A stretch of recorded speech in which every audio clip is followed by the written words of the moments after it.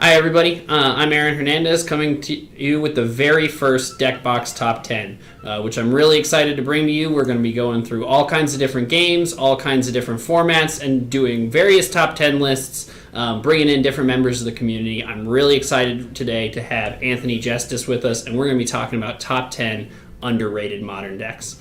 Now, these are modern decks that maybe are just not seeing as much play as they should. Some aren't seeing play, some seeing a little bit of play, and just a little underrated. Now, Anthony, thanks for being with us today. No problem. Thanks for having me. I was really excited to cultivate this list. I haven't actually taken the time to try to build one of these before, and Modern is head and shoulders above any other format to me as far as my favorites. So when I told you to come up with a list, the first deck you told me, I was a little surprised. We made it as an honorable mention. We have Blue-Black Mill as our honorable mention. Now, why did you decide that Blue-Black Mill needed to be on this list? So, earlier when we were discussing this list, you brought up a really good point that Blue-Black Mill is a strategy that is a casual fan favorite, and it's always getting a little bit of new technology here and there. Every set comes out with something real close to pushing this deck into the forefront. And I sleeved up Storm for SCG Charlotte this past year and got absolutely wrecked in round 3 by a Blue-Black Mill deck. Never feels good. The lines that deck is capable of are so counterintuitive to a normal game of Magic. At one point in Game 2, my opponent started counting my lands, and then Surgical Extractioned my Sulfur Falls so that he could Mind Funeral me for the win, leaving only 3 lands left in my library. That's pretty good. I like that. So the capability of dropping these deep lines that are 4 or 5 turns long, getting through those 4 or 5 turns in a format like Modern, and attacking the game from an angle that very few people are prepared to deal with is why I put Blue-Black Mill as the honorable mention for this top 10 list. All right, so we got Blue-Black Mill. Now on to number 10. We have the classic land destruction with red-green Ponza. Nobody likes having their lands blown up, Anthony. No, but it's a strategy as old as the card game. I mean, people have been jamming turn 1 Birds of Paradise, turn 2 Stone Rain since Alpha. Yeah. So being able to see it as a truly competitive deck in one of the most fun and competitive formats of Magic is exciting, especially for older nostalgic and players. And now you can play Bloodbraid Elf, which is always relevant. Oh, absolutely. Being able to cascade into a Molten Rain or a Stone Rain in any key position is just absolutely great. And I think some of these builds also play Explore. Yeah. So being able to get that extra value, essentially a Time Walk that you cascade into off of your Bloodbraid Elf, is just... It seems really good. So much value. So, all right, so at number 9, we have 8-Whack. A budget option, very fast. Have you ever played 8-Whack before? I've not really played a whole lot with it. I've seen a lot of it played. I've lost a lot of games to it. There are just some crazy lines that it can come up with, and it can kill absolutely out of nowhere. That to me really seems like the big reason to be playing 8-Whack is you can just kill people on turn 2, turn 3 with almost no permanents in play the turn before, which is really something special. Yeah, if an 8-Whack opponent has more than 5 cards in their hand, I am shaking in my boots and playing around every possible option. Yep. It's quick and easy to cascade a couple of hidden herbalists into Burning Tree emissaries and just go from there, surge in your Reckless Bushwhacker, and out of nowhere deal 16, 18 points of damage. Yep. And oops. So we're learning, folks. We're learning, figuring it out. All right. So at number 7, we have. Number 8. We have Abzan Evolution, Devoted Druid combo. Yeah, so this deck leans on the Devoted Druid Vizier of Remedies combo to crank out infinite mana, essentially scry through its library with Duskwatch Recruiter, and put an arbitrarily large Walking Ballista on the battlefield to remove +1/+1 counters and kill you. You know I like anything that produces infinite mana. Absolutely. And being able to do that pretty consistently in Modern is a special kind of treat. Now, and of course we have the added benefit of being a deck entirely filled with tutors. So we can have our sideboard that's all one-ofs that we can then tutor up to beat whatever matchup we happen to be playing that game. So it's a really good Game 2 deck. Absolutely. Infinite mana with cards like Court of Calling. It Yep. opens up the world as far as being able to put a toolbox together to counter any sort of strategy, and especially in a modern format that is so vast and has so many different angles of attack that you have to be ready for. Now, at number 7, we have yet more Elves. This time with a traditional Elves deck.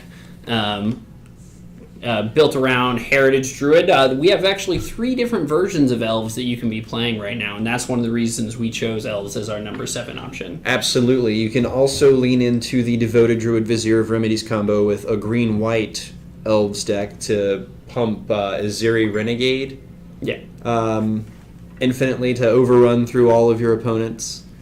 Then there's also the green-black version that manipulates Collected Company and Shaman of the Pack to deal a large amount of damage out of nowhere. And then there's the Elf Ball sort of variant with the new cards. I Beast forget- Whisperer. Beast Whisperer. You Yeah, remember yeah. it either. But earlier, Yeah. No, I'm terrible with that card because I just want to call it Glimpse of Nature. And Glimpse of Nature, slightly worse as a 4-mana 2/3, but still very good. yeah, I just want to call the card Glimpse of Nature because it sets up these wonderful chains where you just essentially have enough mana to do whatever you want, draw your library, Crater Hoof Behemoth, win the game.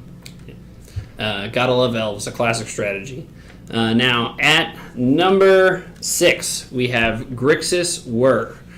Gotta get a blue deck in there. Got to get a blue deck in there, and this is one of the bluest decks that there is. Being able to imprison your opponent essentially with various artifacts is a pretty blue strategy if there ever was one. In some ways, it's very similar to the Abzan Evolution deck. You have Whir of Invention instead of Court of Calling or Evolutionary, or Eldritch Evolution. And you just go and get various hate cards. We saw versions this morning that were playing Bottled Clayster, of all things. Ooh, spice. And of course, the pin that holds everything together is Ensnaring Bridge, shutting down all Absolutely. those creature strategies. Yeah, Ensnaring Bridge. It also has access to Chalice of the Void to cut off those combo decks, dropping a 4-cost Chalice on 2. Essentially locks just about anybody out of the game because Modern is a turn 2 format. All right.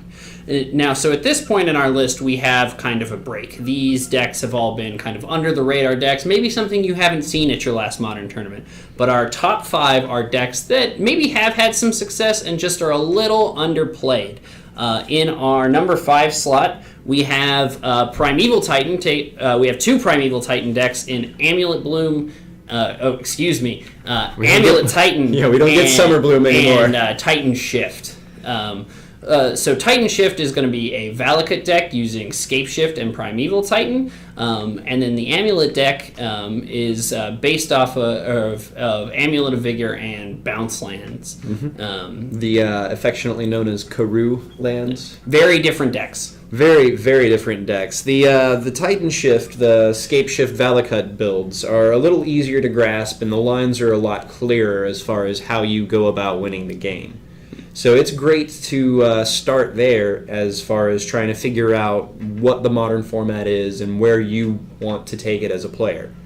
Whereas Amulet Titan is for those people who are just trying to combo. They know exactly what they're about, and they can take this deck and know those deep lines and evaluate all of this hidden information that's in their hands that normally wouldn't be able to navigate correctly through. Counting a lot of counting mana, a lot of counting your Tons land of counting drops, a lot of tutoring your deck. So you have 2 decks that are very similar. They're both very linear, trying to get a quick Primeval Titan, but very different in the skill required to play them. Absolutely. Valakut is a very straightforward deck, a great deck to get into Modern, whereas Amulet, a little more complicated for more experienced players. You know what you're about when you're playing Amulet. Exactly. Next, at number 4, we have Death Shadow. 1 mana 13/13. 1 mana 13/13. So one of the ways that people have classically broken the game is to find an aspect of the game that is generally looked at as a detriment, as a negative aspect that you have to deal with. and turn it into a resource. Yeah, spending your life to make your creature bigger. Spending your life to make your creature bigger in a format that asks you to pay mana or pay life to have better mana with your fetch and shocklands mana bases. Yeah. So you turn that detriment into an advantage by playing a 1 mana 13/13. Yeah. So a lot of the power of the Death Shadow deck is obviously in Death Shadow itself, but like you said, a big part of the power level is taking absolute fullest advantage of the fetch shock mana base that Modern is built on. Absolutely. Now, at number 3, we have everybody's favorite deck to interact with. We have Boggles. We have Boggles. Now, Boggles is where I'd like to start the top 3 because, like you said, people hate to interact with it because you just can't. Hexproof is a wonderful mechanic for annoying. It's annoying. Definitely polarized opinions on whether or not you enjoy or hate this mechanic. There's the right pole and the wrong pole. That's the kind of banter we're looking for. But a big part of why Boggles is so good right now is lifelink. A lot of the best decks in Modern right now are linear aggro decks that are looking to kill you very quick, turns 2, 3, 4, like, for example, 8-Whack that we talked about earlier, or Burn, or Dredge. And if you stick a Daybreak Coronet and you get in one hit, those decks just cannot get over that damage threshold of like 30. If you can get 30, 35 life, it's just really hard for those decks to finish you. Yeah, I think my win percentage against decks or games with Daybreak Coronet is really, really low. It can't be more than like 25%. Yeah. That card is absurd. And giving it Vigilance on top of that lifelink, and the deck often gives its creatures First Strike as well. And First Strike, very underrated mechanic, and this deck takes full advantage of it with the other keywords to just build an unstoppable powerhouse. Very good with Spirit Mantle. That First Strike damage. Protection from creatures as well. And at number 2, we have Death and Taxes with one of my favorite cards, Thalia.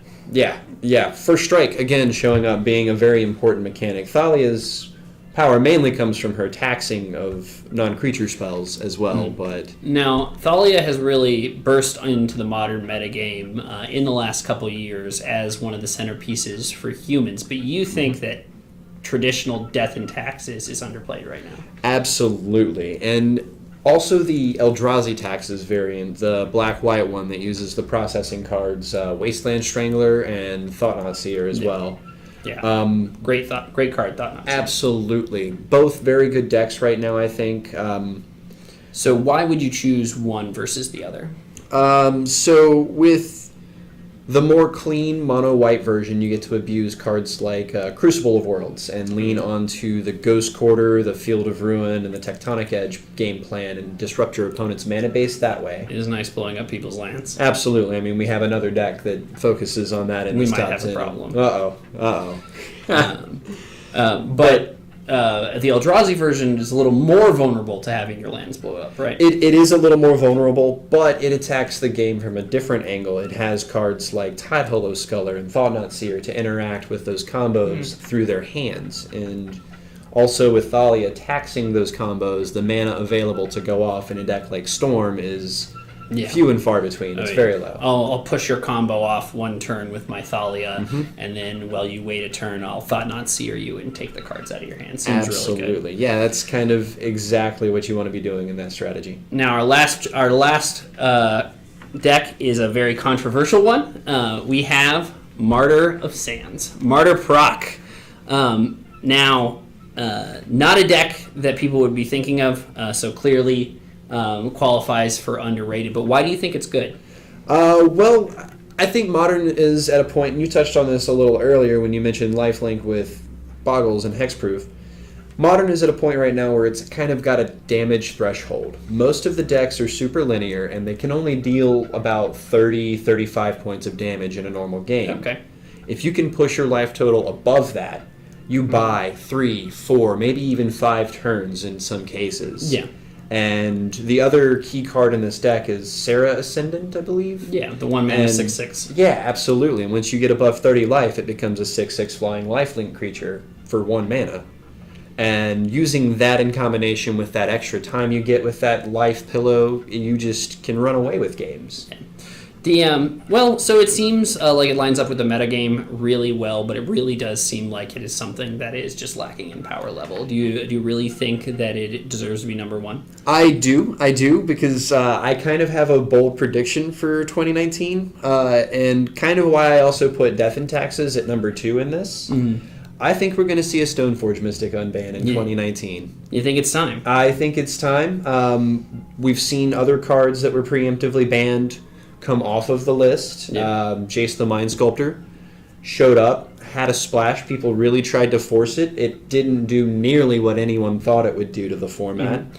I mean, it took a little while, but Blue-White Control did establish itself as a higher tier than it had ever been before. Yeah, than it had ever been before. So it gave us Control players an option to play, but it has not consistently been a tier 1 deck. It is not a pillar of the format that everyone thought it would be. So I'll buy Jace, but I'll tell you what, Anthony, I really think that turn 3 Batterskull is clearly too good for Modern. Wait a minute. That didn't sound right. No, I don't think a turn 3 Batterskull is too good for Modern. But I do think it would make this deck better. I think it would make both of these decks very much better, and I think it would make them both real contenders. Well, so that is our very first top 10 list. These are 11, 10 and an honorable mention decks that you could be thinking about if you're wanting to build something a little under the radar in Modern. I want to thank Anthony for joining us for this first top 10. I want to thank my producer, Brent. We'll be coming at you next week with top 10 overrated Modern decks, so look forward to that.